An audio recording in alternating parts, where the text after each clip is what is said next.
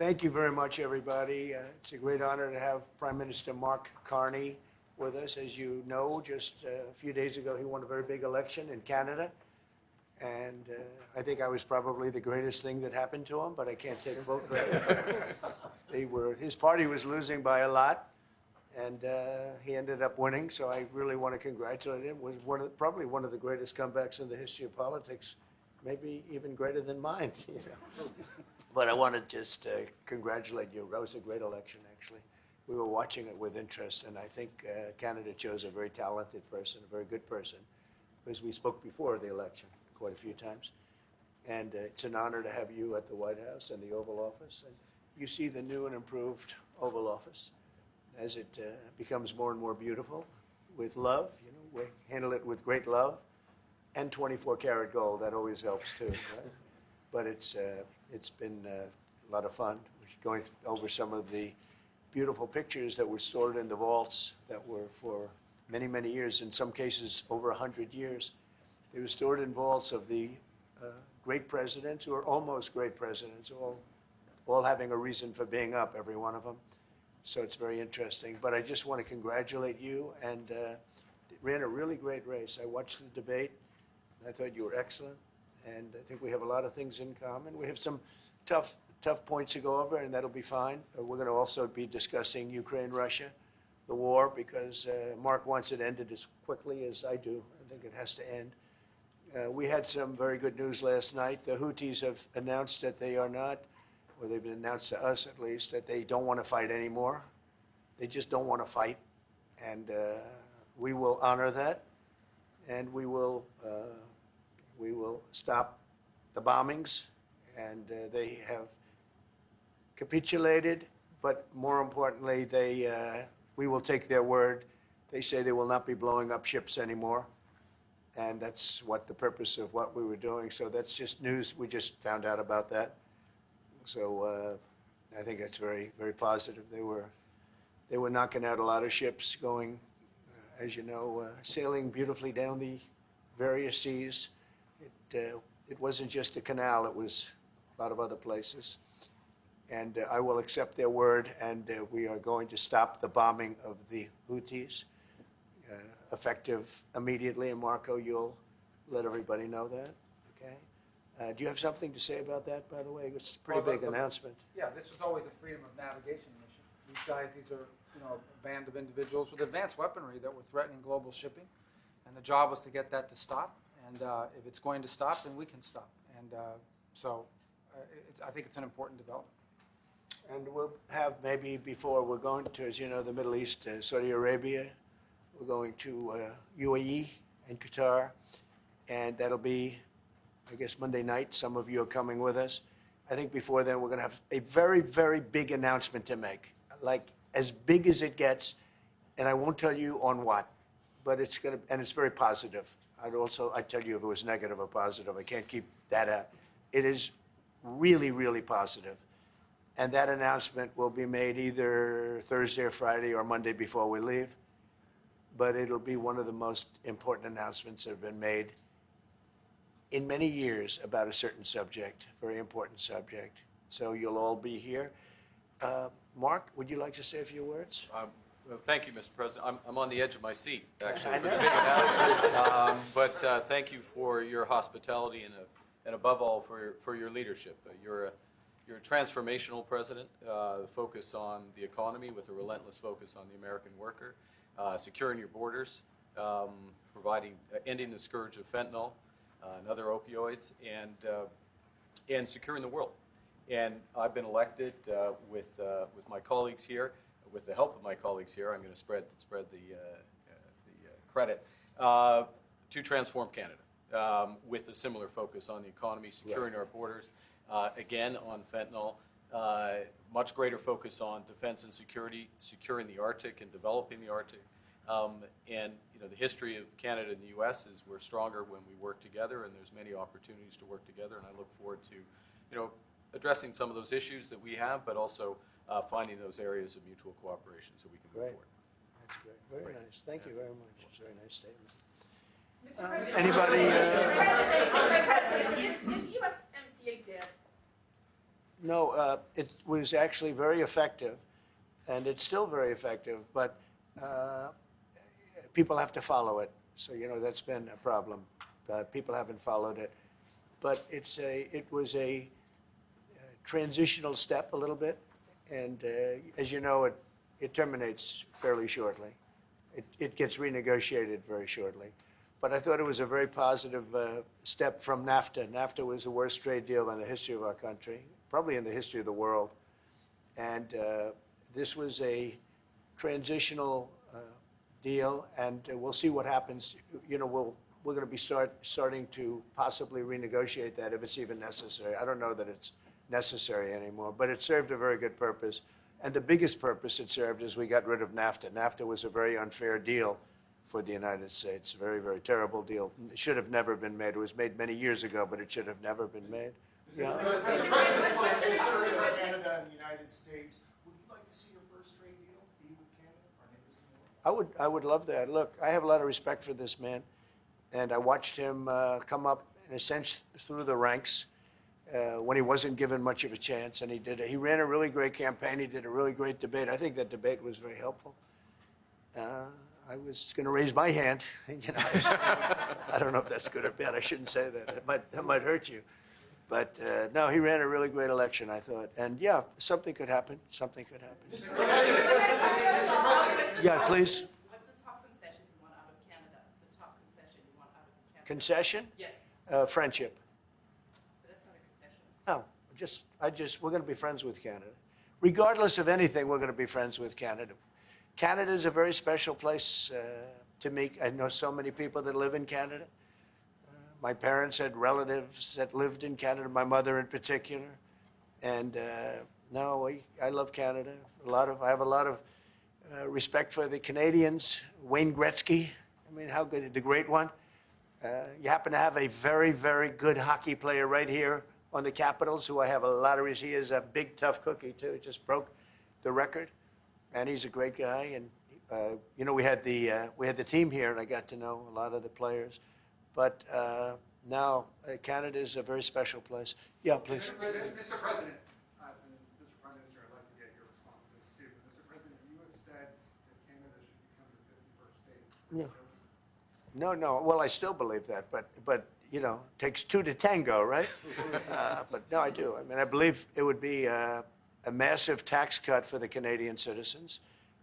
You get free military, you get tremendous medical cares and other things. There would be a lot of advantages, but it would be a massive tax cut. And it's also a beautiful, as a real estate developer, I'm a real estate developer at heart.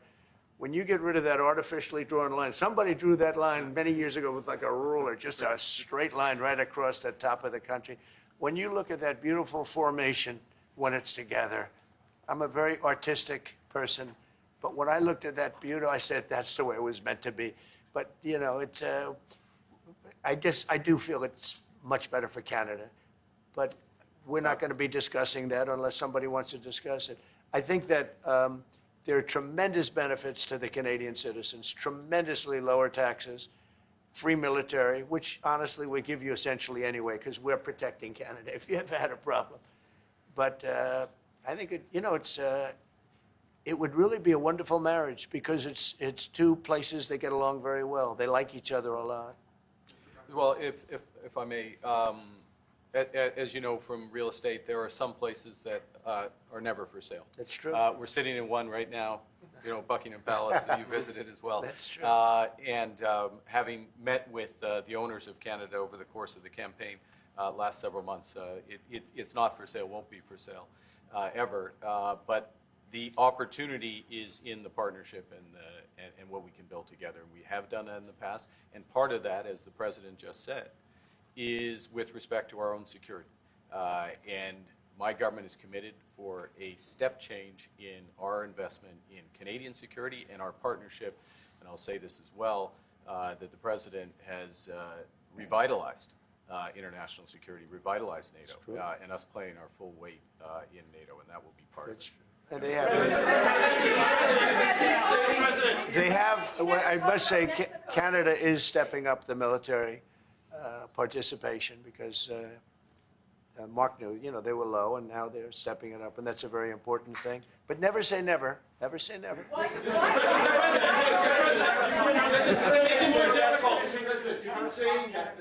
What would it take to get the tariffs off of Canada?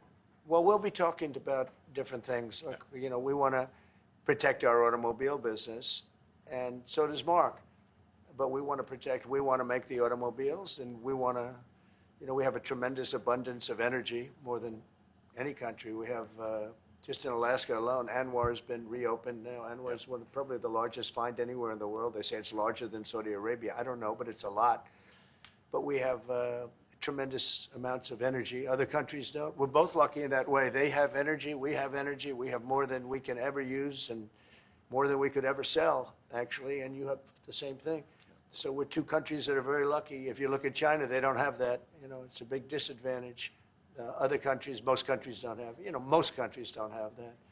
So Canada and us, we have a lot of advantages over other places. When you consider what Mr. Carney just said, that Canada is not for sale, does this make the discussion a little more difficult to start on? No, not at all. No, not at all. No, time will tell. It's only time. But I say, never say never. I've had many, many things that were not doable, and they ended up being doable, and only doable in a very friendly way. But if it's to everybody's benefit, you know, Canada loves us, and we love Canada. That's, I think, the number one thing that's important. But we'll see. I mean, over time, we'll see what happens. China. I was hoping you can clarify something. Earlier this morning on Capitol Hill, Secretary Bessent said that there hadn't been no negotiations yet with China. You have said something different. They want to meet, and they're doing no business right now. And those ships are turning around in the Pacific Ocean. Big turn. Those are big ships. Those ships take about 10 miles to turn. And, you know, we lost $1 trillion to China on trade because of an incompetent president that we had who preceded me, grossly incompetent. You're finding it out more and more now. And by not trading, we're losing nothing. So we're saving $1 trillion. It's a lot. But they want to negotiate, and they want to have a meeting, and we'll be meeting with them at the right time. But you haven't met with them yet. I have not met with them, of course. You would know if I met. I'd tell you.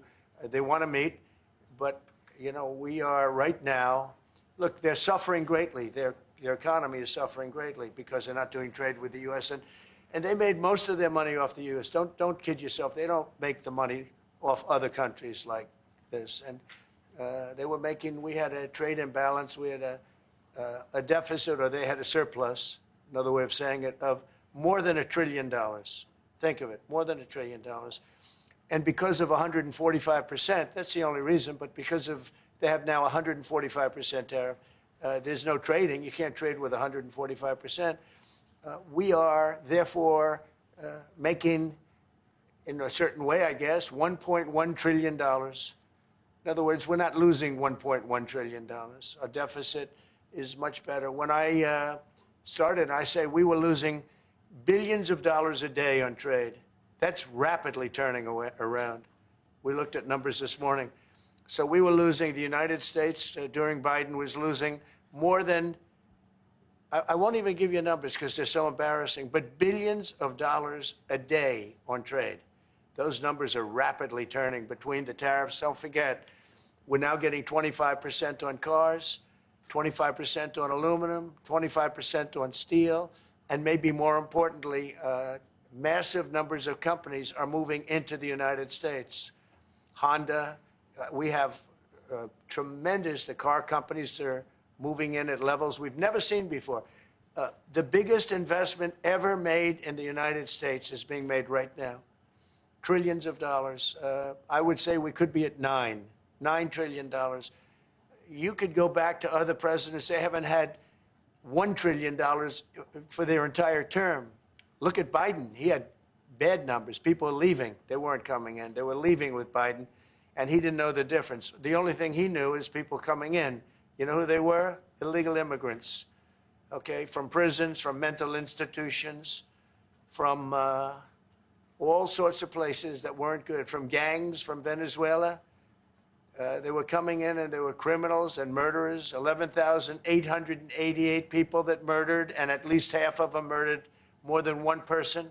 This is what Biden led into our country. I'm bringing in big companies. We have Apple is investing $500 billion.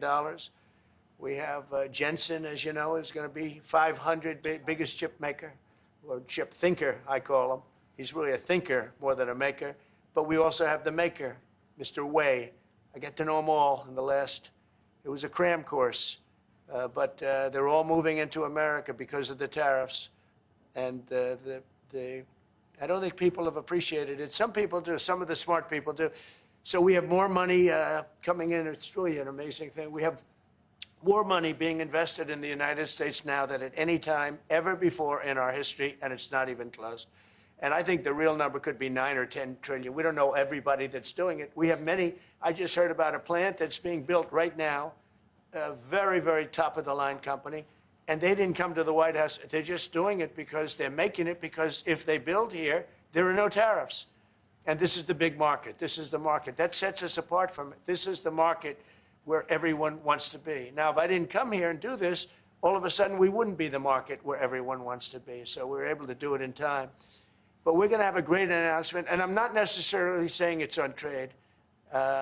Going to the beginning, we're going to have a great announcement over the next few days, an announcement that will be so incredible, so positive. And I'm not saying, I don't want you to think it's necessarily on trade. Just to finish, we also have a situation, because everyone says, when are you going to sign deals? We don't have to sign deals. We could sign 25 deals right now, Howard, if we wanted. We don't have to sign deals. They have to sign deals with us. They want a piece of our market. We don't want a piece of their market. We don't care about their market. They want a piece of our market. So we can just sit down, and I'll do this at some point over the next 2 weeks, and I'll sit with Howard and Scott and with our great vice president, who has done a really good job. We have some good news to report on a lot of fronts. But JD will be there, and Marco, and we're going to sit down, and we're going to put very fair numbers down, and we're going to say, here's what this country, what we want, and congratulations, we have a deal. And they'll either say, great, and they'll start shopping, or they'll say, not good, we're not going to do it. And I said, that's okay, you don't have to shop. Now, we may think, well, they have a right, you know, that maybe we were a little bit wrong, so we'll adjust it. And then you people will say, oh, it's so chaotic. No, we're flexible. But we'll sit down, and we'll, at some point, in some cases, we'll sign some deals. It's much less important than what I'm talking about. For the most part, we're just going to put down a number and say, this is what you're going to pay to shop. And it's going to be a very fair number. It'll be a low number. We're not looking to hurt countries. We want to help countries. We want to be friendly with countries. But you keep writing about deals, deals. When are we going to sign? When? It's very simple. We're going to say, in some cases, we want you to open up your country. In some cases, we want you to drop your tariffs. I mean, India, as an example, has one of the highest tariffs in the world. We're not going to put up with that. And they've agreed already to drop it. They'll drop it to nothing. They've already agreed. They would have never done that for anybody else but me. So we're going to put down some numbers, and we're going to say our country is open for business. And they're going to come in, and they're going to pay for the privilege of being able to shop in the United States of America. It's very simple. It's very simple. So I wish they'd keep, stop asking, how many deals are you signing this week? Because one day we'll come and we'll give you 100 deals. And they don't have to sign. All they have to do is say, oh, we'll start sending our ships right now to pick up whatever we want or to bring whatever we want. It's very, very simple. And I think my people haven't made it clear. We will sign some deals, but much bigger than that is we're going to put down the price that people are going to have to pay to shop in the United States. Think of us as a super luxury store, a store that has the goods. You're going to come and you're going to pay a price, and we're going to give you a very good price. We're going to make very good deals. And in some cases, we'll adjust. But that's where it is. And we've been ripped off by everybody for 50 years, and we're just not going to do that anymore. We can't do that. And we can't let any country do that to us. We're just not going to do it anymore. Can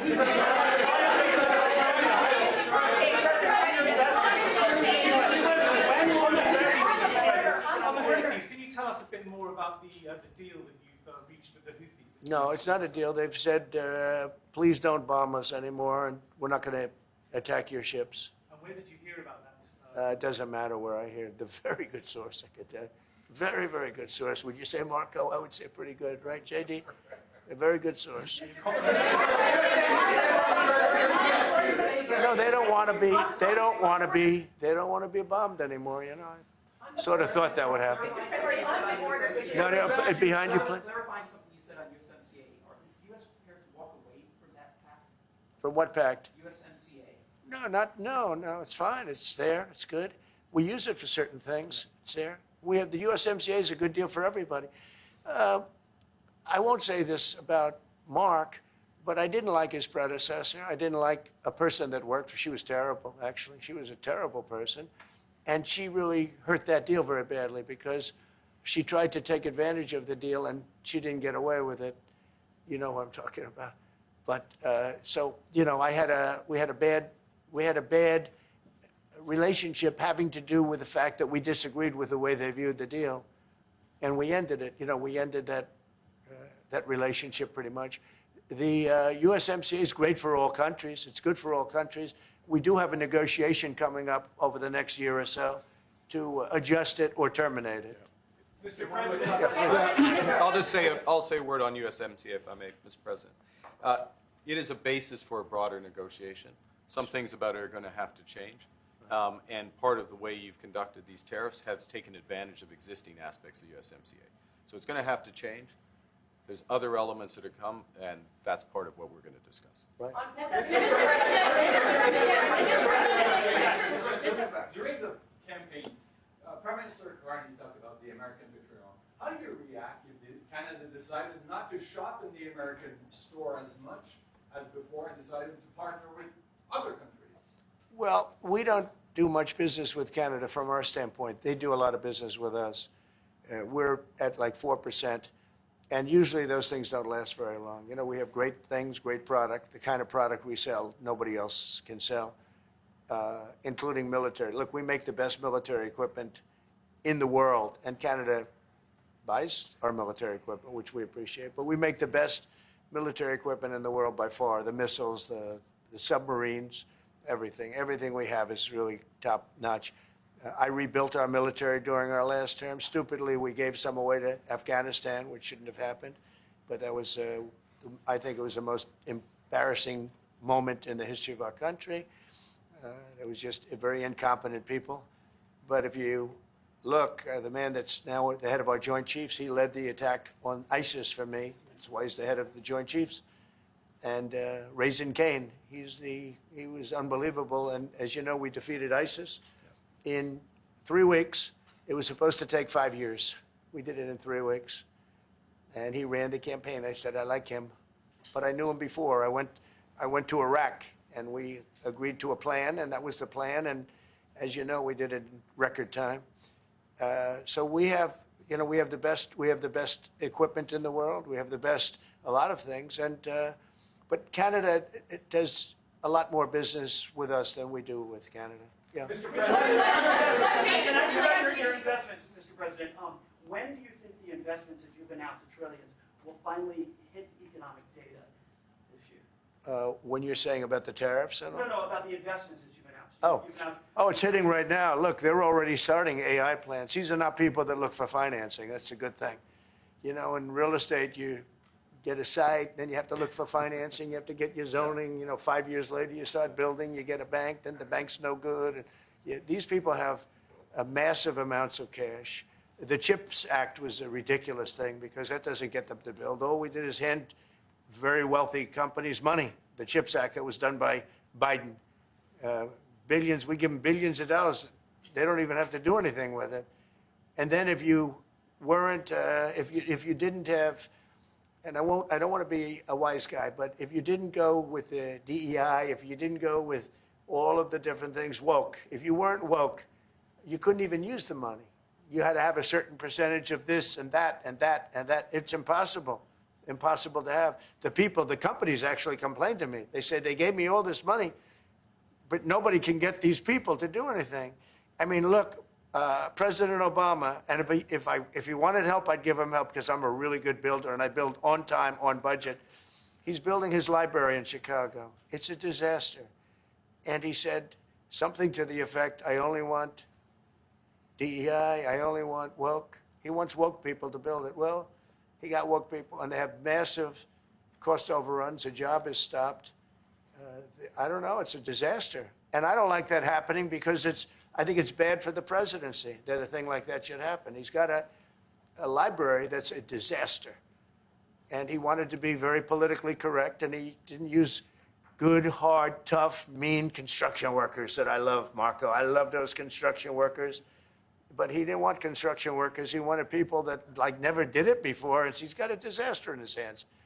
Like millions of dollars, really many millions of dollars over budget. And I would love to help him with it, or somebody else. I could recommend professionals. But it was not built in a professional manner. By the way, nor was in California a little train going from San Francisco to Los Angeles that's being run by Gavin Newsom, the governor of California. Did you ever hear of Gavin Newsom? He has got, that train is the worst cost overrun I've ever seen. It's like totally out of control. So then they said, all right, we won't go into San Francisco. We'll stop 25 miles short. And we won't go into Los Angeles. We'll stop 25 miles short. It's hundreds of billions of dollars for this stupid project that should have never been built. And then they realized that it would have been a lot less costly if we just gave limousine service back and forth and gave it free. They would have saved hundreds of billions of dollars. They have airplanes that go there for one 1/100th the cost, and they have cars. They have a thing called a highway that goes back and forth that's not fully utilized. And they got involved with this project. And Gavin, you know, I always liked Gavin. I had a good relationship with him. I just got him a lot of water. You know, I sent in people to open up that water because he refused to do it. And we just got him a lot of water. If they would have had that water, and if they would have done what I said to do, they wouldn't have had the fires in Los Angeles. Those fires would have been put out very quickly. But if you think about it, and you got to take a look at this, it's the worst cost overrun I've ever seen. I've watched a lot of stupid people build a lot of stupid things, but that's the worst cost overrun I've ever seen, what's happening between San Francisco and Los Angeles. And you ought to ask about that because this government is not going to pay. I told our very great new Secretary of Transportation, he's doing a good job, Sean Duffy, I said, we're not going to pay for that thing. They are just, it's out of control. This is something that you don't have things like this. It's not even conceivable. Like 30 times over budget, 30 times. It's the craziest thing and now it's hundreds of, it was supposed to be a simple train. And I think the media should take a look at it. And I'd love him to run for president on the other side. You know, I'd love to see that. But I don't think he's going to be running because that one project alone, well, that and the fires and a lot of other things, pretty much put him out of the race. Mr. President, what changes would you like to see to the USMCA? Or what changes would you like to make? We're going to work on some subtle changes, maybe. I don't even know if we're going to be dealing with the USMCA. We're dealing more with concepts right now. Look, right now, we're doing trade. We have trade. They're paying a tariff on cars and steel and aluminum. And I think we have a baseline of 10% or something like that for the tariffs. But we're getting along very well. Right now, going no further, but we have an agreement. We did something with even parts. You want to discuss that, Howard, with respect to Canada, which helps Canada out? Sure. So we've made an arrangement with the car companies that 15% of their USMCA parts are included, and then 15% of foreign parts from the manufactured suggested retail price are not tariffed to help domestic manufacturing really thrive. So it gave them a chance to be able to build their car parts factories if they're going to. A lot of these companies already have factories, and what they have to do is just fill them out. But they're able to build them in the United States, so we gave them a pretty substantial period of time. Just to clarify, Mr. President, is there anything the Prime Minister can say to you today to change your mind on tariffing Canada? Tariffing cars? Tariffing Canada. Is there anything he could say to you in the course of your meeting No, Why not? just the way it is. What's Well, that's not- What's your Yeah. If Canadians don't want it, would you respect that? Sure, I would. But this is not necessarily a one-day deal. This is over a period of time they have to make that decision. Yes, go ahead. Yeah, if I may. Well, respectfully, Canadians' view on this is not going to change on the 51st state. Secondly, we are the largest client of the United States in the totality of all the goods. So we are the largest client of the United States. We have a tremendous auto sector between the two of us, and the changes that made have been helpful. 50% of a car that comes from Canada is American. That's not like anywhere else in the world. And to your question about is there one thing? No, this is a bigger discussion. There are much bigger forces involved, and this will take some time and some discussions, and that's why we're here, to have those discussions, and that is represented by who's sitting around the table. See, the conflict is, and this is very friendly. We're not. This is not going to be like we had another little blow up with somebody else. That was a much different.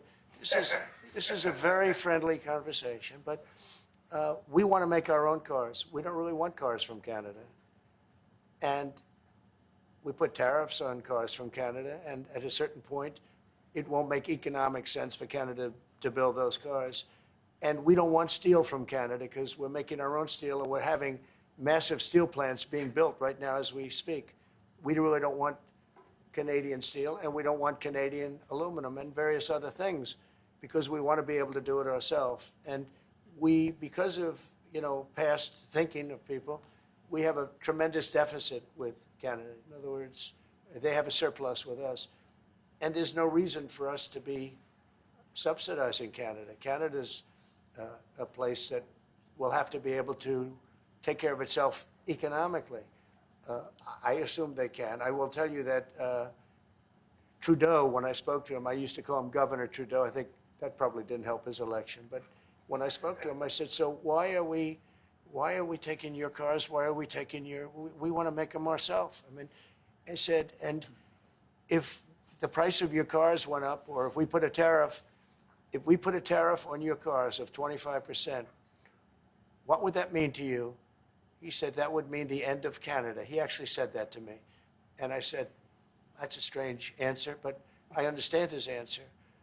But no, I mean, it's hard to justify subsidizing Canada to the tune of maybe $200 billion a year. We protect Canada militarily, and we always will. We're going to, that's not a money thing. But we always will. But, it's not fair. But why are we subsidizing Canada $200 billion a year, or whatever the number might be? It's a very substantial number. And it's hard for the American taxpayer to say, gee whiz, we love doing that. Thank you very much. We're going to have a very substantial. Thank you for watching. Make sure you subscribe to our YouTube channel and watch more videos from News Channel 20.